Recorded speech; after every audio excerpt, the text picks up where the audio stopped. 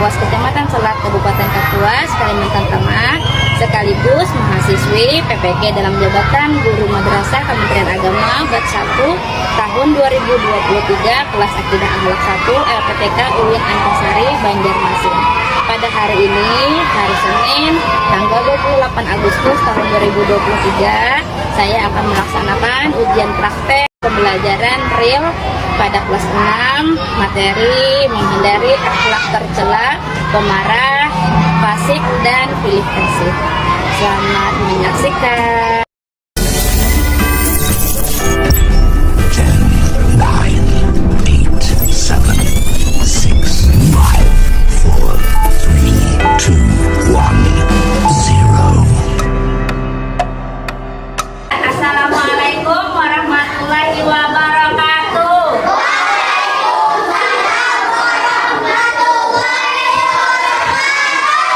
Iya sayang, alhamdulillahirabbil alamin. Hari ini kita bisa bertemu lagi dengan mata pelajaran yang sama, yaitu akidah akhlak. Hari ini siapa yang keturun sayang? Raisa sama Sri Rahayu. Raisa kenapa sayang? Sakit. Kalau Sri Rahayu ada acara keluarga. Ya, kita doakan sama-sama, mudah-mudahan kembaran kalian Raisa diberikan kesembuhan dan kesehatan oleh Allah. Aminnya mana sayang? Iya sayang ibu. Sebelum kita memulai pelajaran, seperti biasa ibu kita membaca doa belajar. Karena insya Allah dengan kita membaca doa belajar, maka pembelajaran kita akan diberkati oleh Allah. Ibu minta salah satu untuk memimpin doa. Siapa yang memimpin doa sayang? Iya, silakan saya Raifah Maulida. Saya ingat adab berdoa bagaimana tangannya? Iya,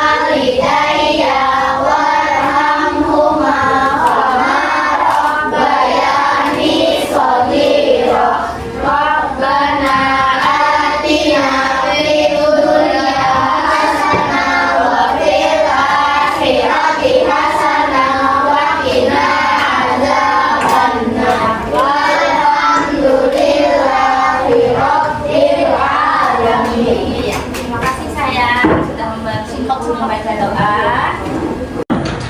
Sebelum kita memulai pelajaran hari ini, ibu mau kita uji konsentrasi sama persepsi dulu. Ibu mau tanya, siapa yang masih ingat pelajaran kita minggu kemarin, yaitu tentang kalimat thayyibah? Siapa? Raifah. Apa itu kalimat thayyibah sayang? Iya, kalimat atau ucapan yang baik. Kalimat thayyibah apa yang kita pelajari minggu kemarin? Kalimat thayyibah istighfar. Bagaimana lepas bunyi kalimat thayyibah istighfar sayang? Astagfirullahaladzim. Kalimat thayyibah istighfar diucapkan untuk meminta apa? Minta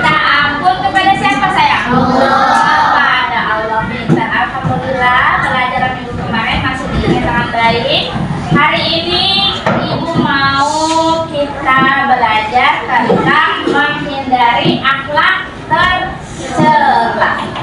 Akhlak tercelanya ada 3 sayang. Yang pertama marah, yang kedua fasik, yang ketiga pilih kasih. Sebelum itu ibu mau kita uji konsentrasi dulu, ice breaking. Seperti biasa, kalau ibu bilang ayo kita mulai, semuanya bergerak, konsentrasi. Kalau ibu bilang tepuk 1 kali, maka tepuk 1 kali. Kalau ibu bilang tepuk 2 kali, maka tepuk 2 kali. Kalau di depannya tidak ada kata tepuk, maka jangan tepuk. Siapa yang konsentrasi berarti menunjukkan atau menandakan bahwa sudah siap menerima pembelajaran dan tingkat kecerdasan yang tinggi. Tapi yang tidak konsentrasi akan ibu beri pertanyaan. Siap? Tarik nafas dulu sayang. Nafas. Hembuskan. Tarik nafas. Hembuskan. Reza ngapain sayang? Fokus dulu Reza. Ya, ayo kita mulai konsentrasi. Tepuk 1 kali, tepuk 2 kali, tepuk 1 kali, 3 kali. Reza karena tidak fokus akhirnya salah konsentrasi. Reza pertanyaan. Orang yang cenderung susah menahan emosinya, sering marah-marah, itu disebut dengan sifat apa ya? Memiliki sifat apa berarti orang tersebut? Sering marah-marah, susah menahan emosinya, disebut orang yang apa? Iya, orang yang pemarah sayang. Orang yang tidak bisa mengendalikan emosinya, sering terpancing, suka marah-marah, sedikit-sedikit marah, itu disebut dengan orang yang pemarah. Iya. Lagi uji konsentrasi yang terakhir, yang kedua. Ayo kita mulai konsentrasi. Tepuk 2 kali. Tepuk 2 keluar lagi, ketahuan ibu nungguin ya. Harusnya ibu yang ngomong gitu. Tepuk 3 kali. Tepuk 2 kali. Tepuk 1 kali. 2 kali.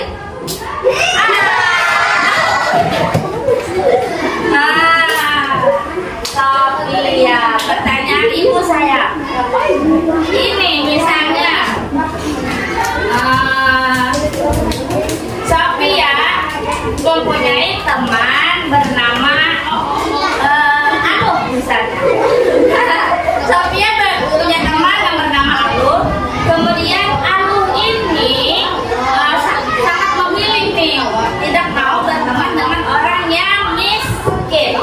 Nah, Aluhnya suka berteman dengan orang yang kaya, yang cantik, yang tampan. Itu menandakan bahwa Aluh memiliki sifat apa sayang?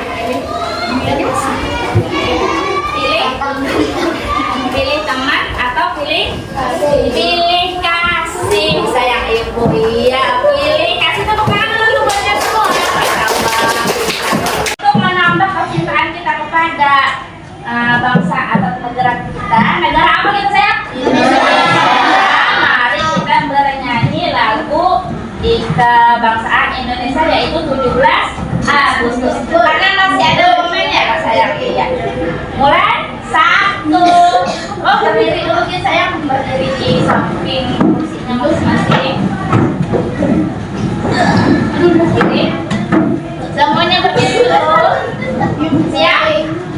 1, 2, 3. 17 Agustus tahun 45. Itulah hari kemerdekaan kita. Mana suaranya? Hari merdeka, nusa dan bangsa. Hari lahirnya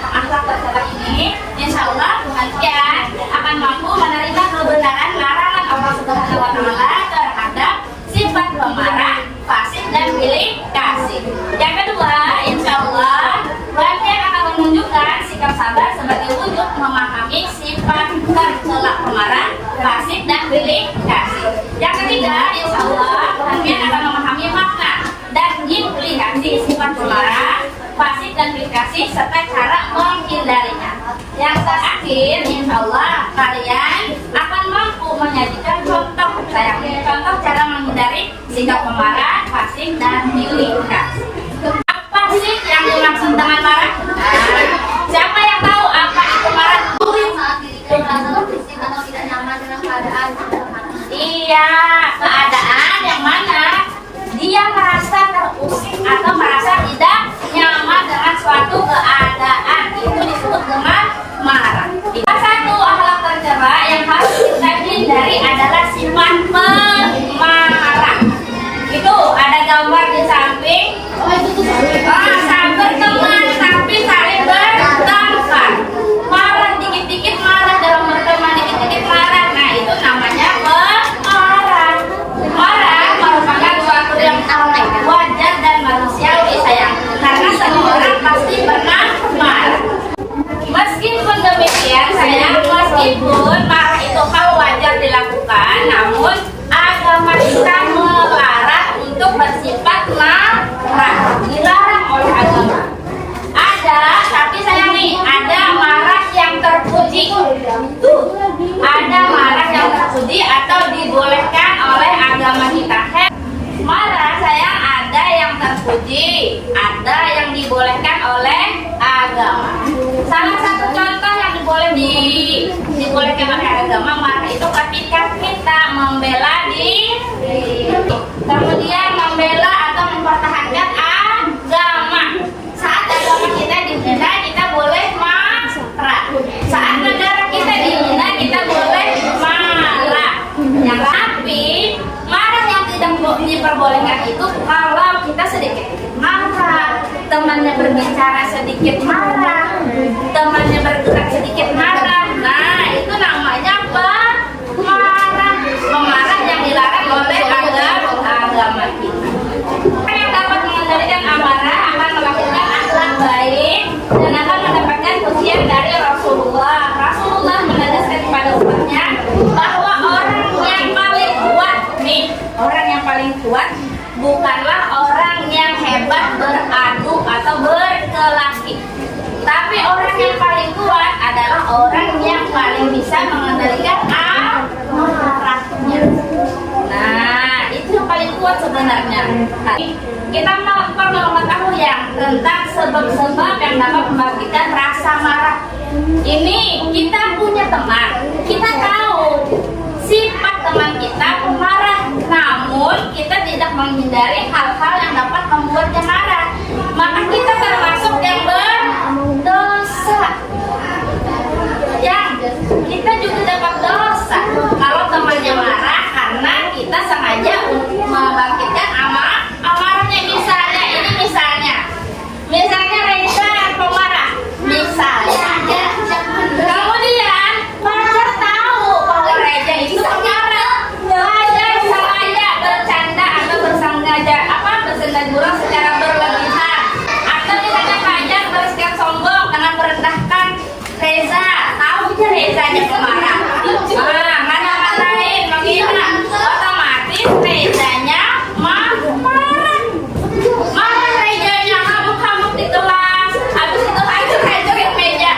Mejanya hancur gara-gara Reza. Tapi siapa yang berdosa di sini? Reza. Fajar. Karena Fajar yang mengompor-ngomporin. Dua-duanya dapat dosa sayang. Nah, kemudian tuh berdebat tanpa ilmu. Misalnya nih, kita berdebat tentang sesuatu, tapi kita tidak ada ilmu di dalamnya, maka akan berujung pada perkelahian. Cara yang dapat kita lakukan ketika kita sedang marah. Tips ketika marah. Nah, yang pertama, berwudu. Kalau kita sedang marah nih sayang, emosi kita lagi meledak-ledak, maka lebih baik kita mengambil air wudhu. Sudah tahu kan sayang cara berwudhu bagaimana? Tahu, pasti tahu kelas 6 sudah sayang kan? Kemudian yang kedua, memperbanyak zikir. Zikirnya jangan menyebut kalimat thayyibah apa? Pintar. Istighfar, astagfirullah,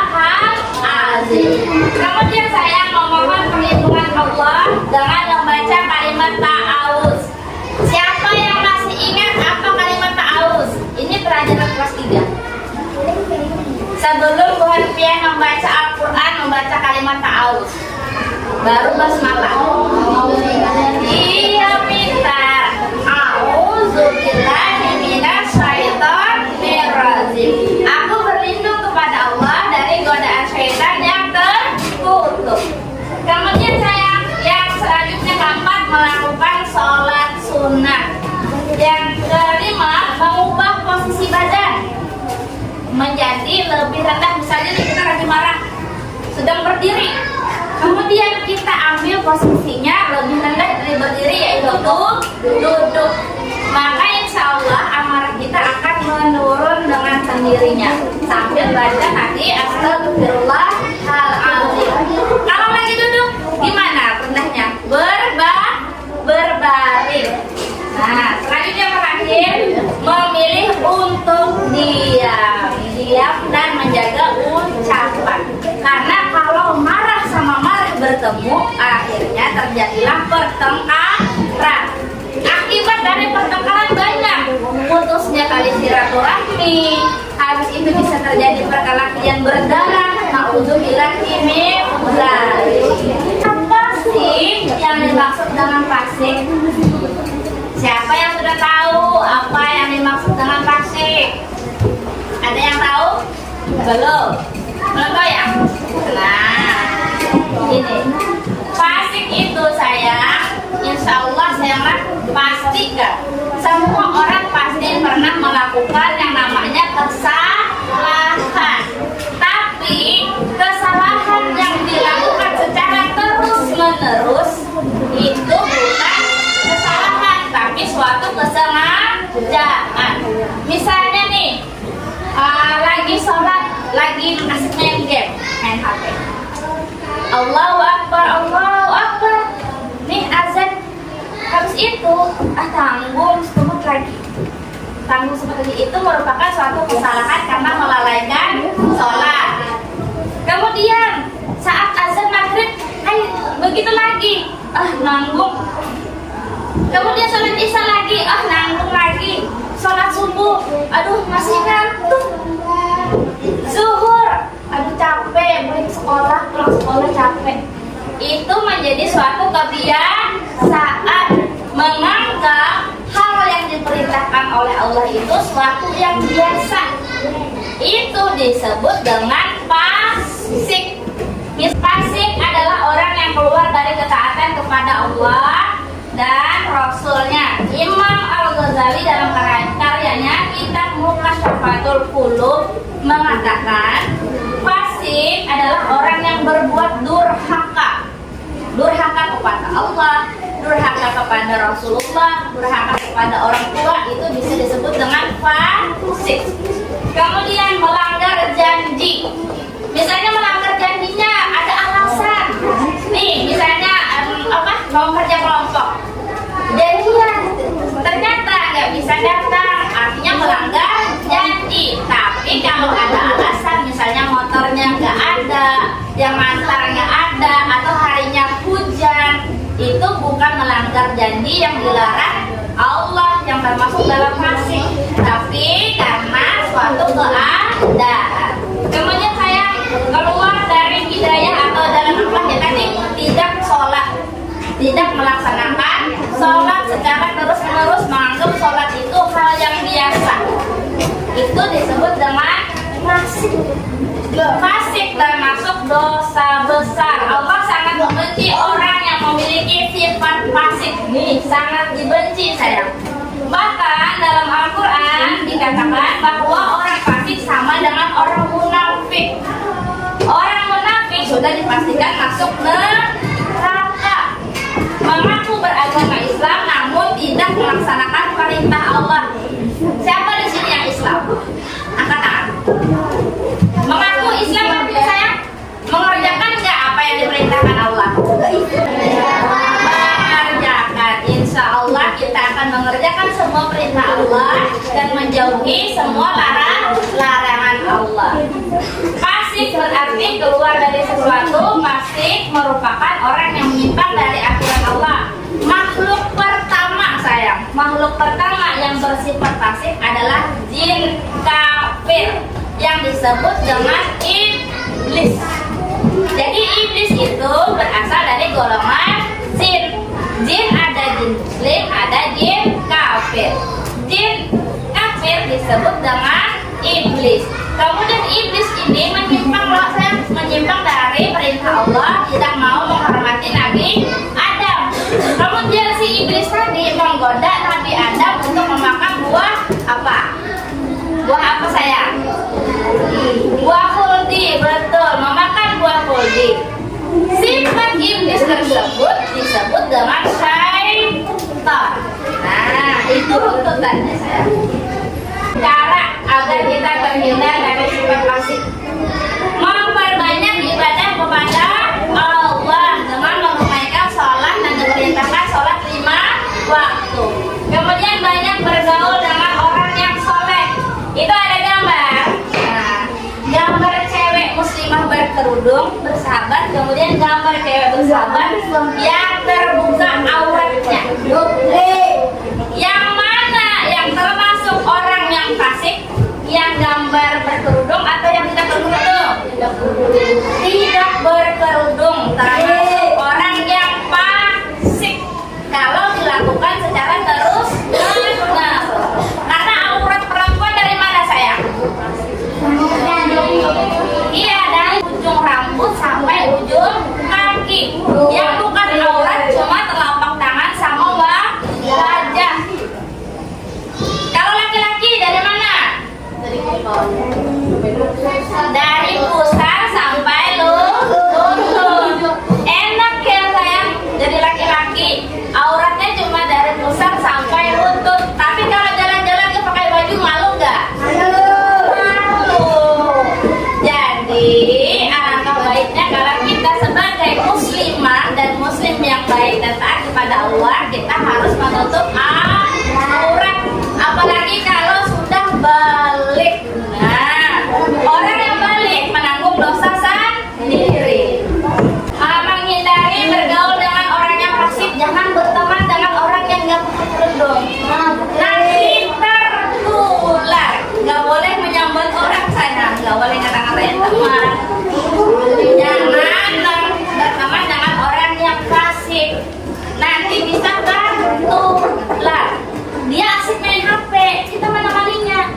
Allahu Akbar, Allahu Akbar. Apa sholat ulang? Jangan nanggung, mabar. Itu gimana? Akhirnya terpengaruh dengan teman yang tadi. Mabar masih nanggung, jangan kita dulu. Akhirnya mabar terus. Ketinggalan sholat. Kemudian mengingat kebencian Allah kepada orang yang fasik, Allah sangat benci. Dihukumnya di dunia wal akhirat. Nah, mengingat azab Allah yang akan diberikan kepada orang fasik, azabnya sangat mengerikan, yaitu masuk neraka. Nih, apa sih yang dimaksud dengan pilih kasih? Ada gambar. Ini ada gambar berwarna biru. Dia tidak mau berteman dengan yang berwarna merah. Contohnya, seseorang ini kaya raya tidak mau berteman dengan orang yang miskin. Berarti dia sudah memiliki sifat pilih kasih. Dalam kamus bahasa Indonesia, pilih kasih memiliki arti membeda-bedakan, memihak, atau pilih kasih itu bisa disebut juga dengan menyebut seseorang yang memihak atau membuat tindakan yang terkesan berat sebelah. Kata pilih kasih biasanya digunakan ketika seseorang merasa atau melihat orang lain diperlakukan beda dari orang lain. Contoh pilih kasih yaitu seseorang anak nih yang hanya mau berteman dengan temannya yang kaya. Habis itu lagi ya, guru yang sayang hanya kepada murid yang paling pintar. Ibu istri di sini sayang nggak sama semuanya?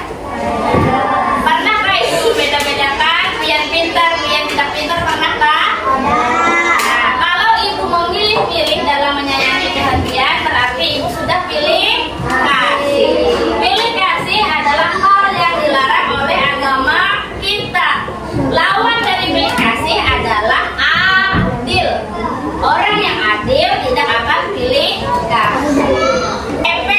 memilih kasih sayang, hubungan persaudaraan yang sudah erat menjadi buruk. Habis itu silaturahmi bisa terputus. Sayang, seseorang yang memutuskan silaturahmi akan mendapat dosa dan balasan dari Allah. Maka itu janganlah kita memilih kasih dalam berteman. Mas sayang, jangan memilih kasih mentang-mentang satu suku nggak mau berteman dengan suku yang lain.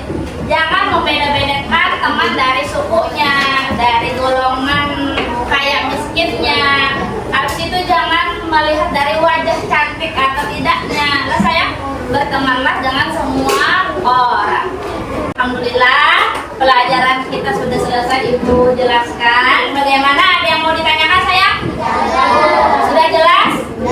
Jelas. Alhamdulillah, kalau seperti itu sudah jelas, kita akan mengerjakan tugas secara berkelompok.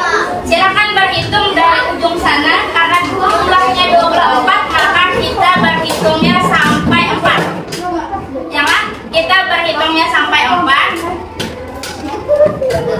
Untuk apa Ibu meminta kalian seperti ini, membagi kelompoknya supaya tidak ada terjadi pilih kasih. Nanti mencari-cari memilih teman susah nanti sayang.